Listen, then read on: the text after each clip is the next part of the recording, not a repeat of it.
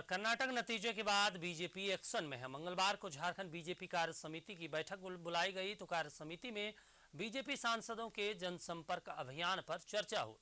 वहीं कांग्रेस और जेएमएम ने इस पर निशाना साधा है। कर्नाटक के नतीजे के बाद एक्शन में बीजेपी। झारखंड बीजेपी ने बुलाई कार्य समिति की बैठक। मिशन 2024 को लेकर रणनीति पर होगा मंथन। कर्नाटक में कमल मुरझाने के बाद बीजेपी एक्शन में दिखाई दे रही है। मिशन 2024 को लेकर पार्टी जोर शोर से अपने मिशन में जुट गई है।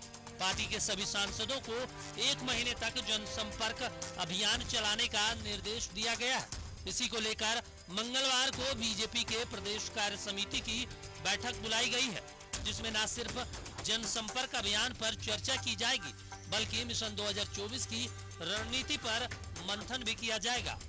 आदरणीय प्रधानमंत्री जी के नेतृत्व में भारतीय जनता पार्टी सरकार के केंद्र में 9 वर्ष पूरे होने के उपलक्ष्य में झारखंड में भारतीय जनता पार्टी के कार्यकर्ता घर घर संपर्क के माध्यम से केंद्र सरकार के द्वारा जो राष्ट्र निर्माण का कार्य विगत 9 वर्षों में हुआ है, उस विषय को लेकर घर घर जाने वाले हैं। एक जनसंपर्क का महाअभियान प्रारंभ हो रहा है, तो उसकी बृहद कार्य योजना बनाने की दृष्टि से इस कार्य समिति बैठक का आयोजन किया गया है। शुद्ध जो है 9 साल प्रधानमंत्री जी के कार्यकाल के भाजपा सरकार के पूरे हुए, उस पर पार्टी का कार्यक्रम है। जनता के बीच जो काम हुए हैं 9 सालों में, वो जनता के बीच ले जाना, जिसको कहते हैं ये महाजनसंपर्क अभियान जो है वो पार्टी को करना है। और उसके अलावा और भी कई तरह के कार्यक्रम आए हैं। कर्नाटक के नतीजे के बाद बीजेपी नई रणनीति पर मंथन करने में जुट गई है, तो दूसरी ओर कर्नाटक का किला फतह करने वाली कांग्रेस अब देश जीतने का सपना देख रही है। कांग्रेस के प्रदेश महासचिव ने कहा कि हार का साया मंडराता देख बीजेपी घबरा गई है, लेकिन सांसदों के जनसंपर्क अभियान से बीजेपी को कोई फायदा नहीं मिलने वाला है। वहीं जेएमएम ने भी बीजेपी सांसदों के जनसंपर्क अभियान पर निशाना साधा है। कर्नाटक की हार का साया उनके सर पर मंडरा रहा है, इसलिए मंडरा रहा है कि बजरंगबली भी अब उनका साथ नहीं दे रहे हैं। तो स्वाभाविक तौर पे बेचैनी और छटपटाहट तो होगी, लेकिन किस मुंह से वो जनता के बीच जाएंगे? जनता को जाके क्या बताएंगे? 600 रुपए का सिलेंडर 1100 रुपए में मिल रहा है, 60 रुपए का पेट्रोल 100 के पार हो गया है, 2 करोड़ प्रत्येक वर्ष युवाओं को रोजगार देने का वादा, 9 साल में 18 करोड़ युवकों को रोजगार का सृजन नहीं कर पाए हैं, तो जनता के बीच जाके क्या बताएंगे? यही गांव में अब उनको भेजना पड़ रहा है। 30 मई से 30 जून तक जनसंपर्क चलाएगा।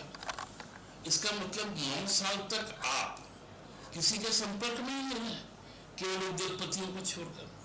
तो कर्नाटक में मिली जीत से कांग्रेस में उत्साह है, यानी कर्नाटक की जीत ने कांग्रेस को हाल के सालों में कई राज्यों में मिली करारी हार का गम भूलने का मौका दिया है।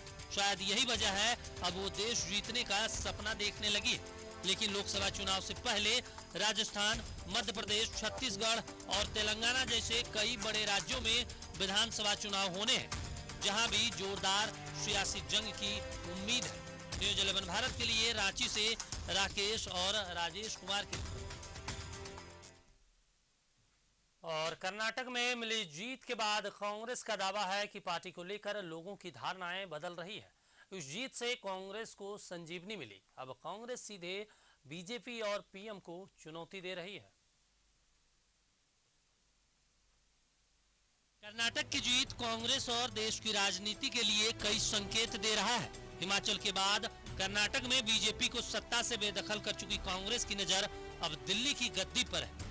कांग्रेस की राष्ट्रीय सचिव दीपिका पांडे का कहना है अब वो परसेप्शन बदलने लगा है कि मोदी है तो सब मुमकिन है, जिसका खामियाजा बीजेपी को भुगतना पड़ेगा। देश की जनता इस नफरत की राजनीति को पसंद नहीं कर रही है, लेकिन उन्हें विकल्प के तौर पर यह समझ नहीं आ रहा था कि किस तरीके से होना है। भारत जोड़ो यात्रा की जो शुरुआत राहुल गांधी जी ने की, तो देश के ये समझ में आया, आम जनता का हमें आशीर्वाद मिला और हमने हिमाचल प्रदेश में भी सरकार उसी दौरान बनाया और कर्नाटका में भी जब भारत जोड़ो यात्रा गई तो मुझे लगता है ऐतिहासिक साथ, समर्थन, आशीर्वाद कर्नाटका की जनता ने हम लोगों को देने का काम किया। कर्नाटक की जीत बड़ी है, इसलिए इस जीत ने कांग्रेस को फिर से फील गुड कराना शुरू कर दिया है। कांग्रेस के विधायक अनूप सिंह का कहना है कि अब देश की जनता समझदार हो गई है और जनता समझ चुकी है कि प्रधानमंत्री मोदी के भरोसे कुछ भी नहीं होगा, जिसकी झलक अब कर्नाटक में दिखाई दी है।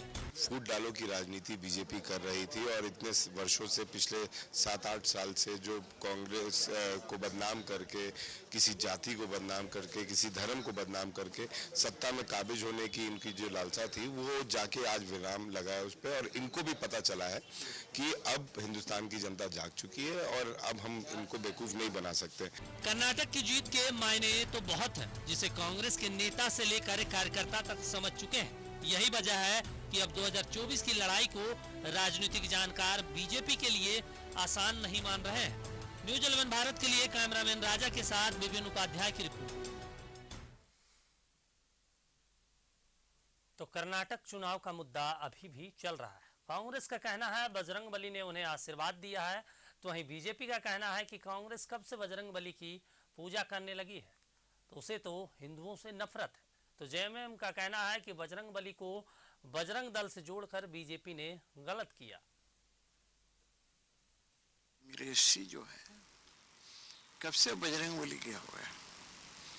अरे कांग्रेस पार्टी तो अपने हल्फनामे में राम जी के अस्तित्व को ही इनकार कर दिया। ये बजरंगबली और हिंदू, इनसे खासी चिढ़ है। यदि पूरा इतिहास देखेंगे आज़ादी के बाद से, तो जब देश के आदरणीय प्रधानमंत्री उस समय नेहरू जी हुआ करते थे, उन्होंने भी हिंदुओं को, हिंदुओं के प्रति ऐसा भाव रखा कि आज हिंदू भुगत रहा है। कर्नाटक की चुनाव में बजरंग दल से हमें जोड़ करके हमें भी बेचने का काम कर रहे हो, तो बजरंगबली का जो गुस्सा है ना, वो गुस्सा से तो पूरा लंका स्वाहा हो गया था। तो वही गुस्सा बजरंगबली ने कर्नाटक में दिखाया और कर्नाटक में पूरा भारतीय जनता पार्टी का नाश हो गया। तो कहीं ना कहीं कब तक धर्म के नाम पर भारतीय जनता पार्टी इस देश की दुकानदारी को चलाने का काम करेगी? देखिए, आपको तो हम कह रहे हैं कि कर्नाटका जो जगह है वहाँ पर किष्किंधा पर्वत है और प्रभु श्री राम का सानिध्य हनुमान जी को वहीं पर मिला था, वहीं पर उनकी मुलाकात हुई थी। इसलिए ये आध्यात्म का विषय, ये राजनीति का विषय नहीं। झारखंड में निकाय चुनाव को लेकर सियासत अब शुरू हो गई है। बीजेपी ने नगर निकाय चुनाव को लेकर राज्य सरकार पर निशाना साधा और जल्द निकाय चुनाव कराने की चुनौती दी, जिस पर अब जेएमएम ने भी पलटवार किया। राज्य में नगर निकाय चुनाव को लेकर हो रही देरी अब बीजेपी के लिए सियासी मुद्दा हो चला है। नगर निकाय चुनाव के बहाने एक बार फिर बीजेपी ने हेमंत सरकार पर हमला बोला है। बीजेपी के प्रदेश अध्यक्ष दीपक प्रकाश ने राज्य सरकार को खुली चुनौती देते हुए कहा है कि अगर हिम्मत है तो राज्य सरकार निकाय चुनाव कराकर दिखाए। पंचायत के चुनाव हुए और पंचायती चुनाव में सबसे ज्यादा 56.34% भारतीय जनता पार्टी के कार्यकर्ता निर्वाचित हुए। आप सब लोगों ने देखा कि हरमू मैदान में हम लोगों ने सार्वजनिक उनका अभिनंदन किया था। तो गांव की सरकार झारखंड में हमारी है, तब है तो नगर निगम के चुनाव करवा दे।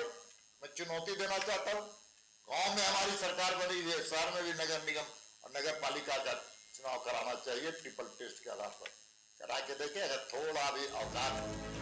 बीजेपी की इस चुनौती को स्वीकार करते हुए सत्तारूढ़ दल झारखंड मुक्ति मोर्चा ने कहा है कि कर्नाटक चुनाव में मिली हार से बीजेपी पूरी तरह बौखलाहट में है। बीजेपी के इसी बौखलाहट का असर है कि अब बीजेपी के नेताओं की भाषा का स्तर गिर रहा है। भारतीय जनता पार्टी का ये जो मानसिकता है और जिस प्रकार के बोल है, सदन में कहते हैं कि उसमें आरक्षण होना चाहिए पिछड़ों का, माननीय उच्चतम न्यायालय उस पर रोक लगाता है।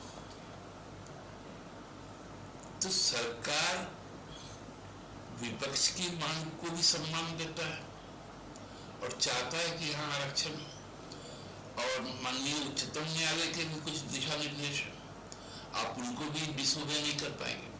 तो जब तक कोई बीच का रास्ता नहीं निकल जाता तो निकाय चुनाव में दिक्कत है, क्योंकि देखिए राज्य सरकार कभी नहीं चाहेगी कि वो निकाय चुनाव को रोक दे। सरकार के सहयोगी कांग्रेस ने बीजेपी के इस बयान पर पलटवार करते हुए कहा कि सुप्रीम कोर्ट और केंद्र सरकार की वजह से निकाय चुनाव को लेकर देरी हो रही है। और ये हिम्मत और ये औकात भारतीय जनता पार्टी को पता भी चल गई है, हिमाचल में, कर्नाटक में, अब राज्य के निकाय चुनावों में भी पता चल जाएगा। और हमें तो यह लगता है कि जिस निकाय चुनाव के लिए वो हिम्मत और औकात की बात कर रहे हैं, मैं तो ये कहता हूँ कि अगर भारतीय जनता पार्टी को हिम्मत और औकात थी तो क्यों निकाय चुनाव के बीच उन लोगों ने रोड़ा अटकाने का काम किया। झारखंड में होने वाला नगर निकाय चुनाव अब ओबीसी आरक्षण के साथ ही होंगे। सुप्रीम कोर्ट के आदेश के बाद राज्य में ट्रिपल टेस्ट को लेकर पहल शुरू हो चुकी है।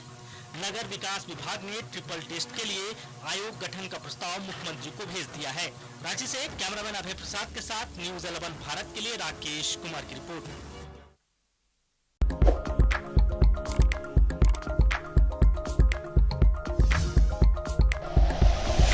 Like and share videos, subscribe करें हमारा चैनल और प्रेस करें बेल आइकॉन। न्यूज़ 11 भारत, सच है तो दिखेगा।